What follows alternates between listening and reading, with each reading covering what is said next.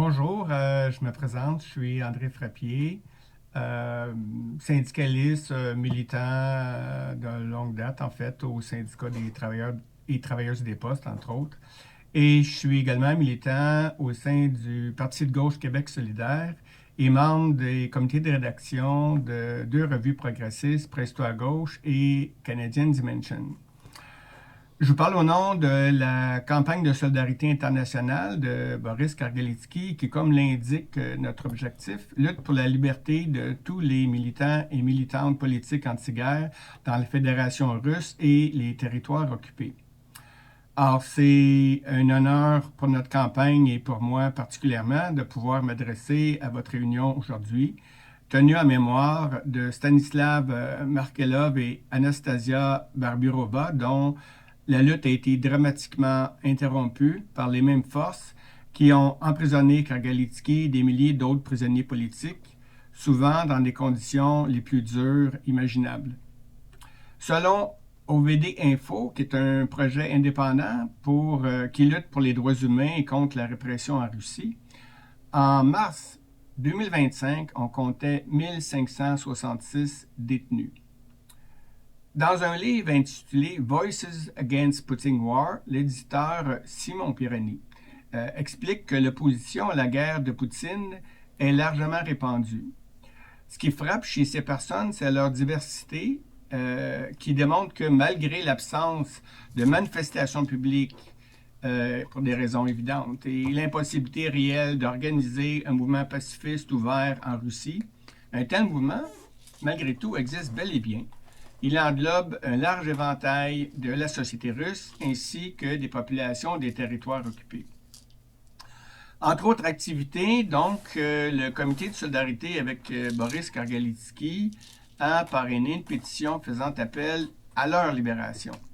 À ce jour, 18 800 personnes provenant de 121 pays l'ont signé, notamment Jean-Luc Mélenchon, Jeremy Corbyn, Naomi Klein, Slavoj Zizek, Yanis Varoufakis, Weldon Bello et John McDonnell.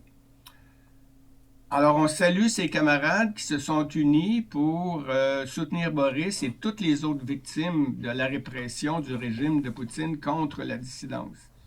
Notre campagne fonctionne dans le même esprit.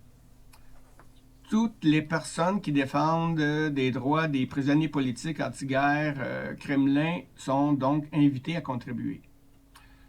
Comme certains et certaines d'entre vous le savent sans doute, Boris Kargalitsky, en plus d'être sociologue mondialement reconnu pour ses livres, dont le plus récent The Long Retreat, qui fut publié alors qu'il était déjà incarcéré dans la colonie pénitentiaire de Torzok, est également le fondateur et rédacteur en chef du site web Rabkar et directeur de l'Institut de mondialisation et des mouvements sociaux. Voix critique de l'impérialisme, du gouvernement de la Fédération de Russie et de la guerre déclenchée par Vladimir Poutine avec l'invasion de l'Ukraine, Kargalitsky a été condamné dans un premier temps à une amende de 600 000 roubles pour la publication de la vidéo dans laquelle il commentait l'attaque du pont reliant la Crimée. Les autorités russes ont fait appel de la sentence comme étant trop clémente, évidemment. Alors, il a écopé d'une peine, finalement, de 5 ans de prison, prononcée par une cour d'appel militaire. La défense de Kargalitsky a fait appel de cette sentence, mais l'appel a été totalement rejeté et la peine d'emprisonnement confirmée. Mais, dans le fond, ce qui est réellement en jeu, ce sont les critiques que Kargalitsky a formulées à l'égard de la politique de guerre menée par le Kremlin. D'ailleurs, Amnesty International a été très clair et catégorique sur cette question. Ils indiquent que cette condamnation et la nature à huis clos de son procès sont un autre exemple flagrant du traitement réservé aux dissidents politiques en Russie. Alors, notre comité a travaillé à différentes stratégies. D'abord, pour aider Boris. En premier lieu, on a tenté de le faire sortir de Russie. On avait trouvé certaines universités dans différents pays, comme aux États-Unis et au Brésil, qui acceptaient d'engager Boris comme professeur. On avait évalué que de cette façon, Vladimir Poutine n'y verrait pas d'objection, puisque Boris ne serait plus dans ses pattes et ne serait plus une épine dans le pied en Russie pour Poutine. Mais c'était pas du tout la perspective de Boris. La lutte qu'il menait, c'était clairement pour lui une lutte politique pour la démocratie en Russie et pour la défense de l'Ukraine. Et d'ailleurs, en novembre 2024, il a mis les choses claires. Il a publié une lettre ouverte exigeant qu'il ne participe à aucun échange de prisonniers qui le ferait quitter la Russie. Boris est aussi l'inspirateur de la campagne Freedom Zone qui organise des événements à travers le monde et en soutien aux prisonniers politiques et à leurs familles.